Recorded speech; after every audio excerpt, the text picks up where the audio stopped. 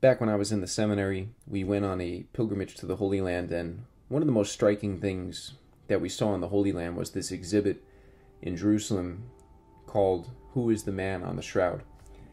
And this exhibit went through the whole history of the Shroud of Turin. It went through, all the different places it has been throughout time. It went through different scientific examinations and studies that have been done on the Shroud.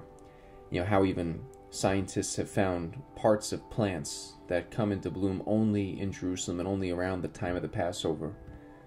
And then the exhibit went on to talk about all the different sufferings the man on the shroud experienced. The scourging, the crowning with thorns, even the wound on the side of the man of the shroud. And then it even had replicas of what the instruments of torture would have looked like in real life.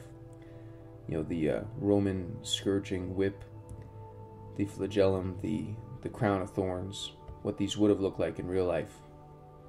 Went through how scientists have not been able to replicate this image, even with modern day technology. And, one hypothesis of how the image was actually formed was that through a gigantic, instantaneous flash of light, extremely bright, this image was formed, and almost as if the cloth itself passed through the body. But how scientists still can't explain it. And then, after this fascinating exhibit the whole way through, the exhibit finally ended with this statue, a bronze statue of what the man on the shroud would have looked like in real life. It shows in detail the wounds on the feet and the hands. And then, most striking was the face of the man on the shroud.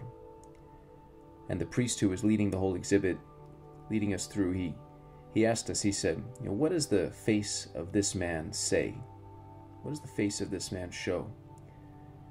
And everybody, without missing a beat, said peace. His face shows peace.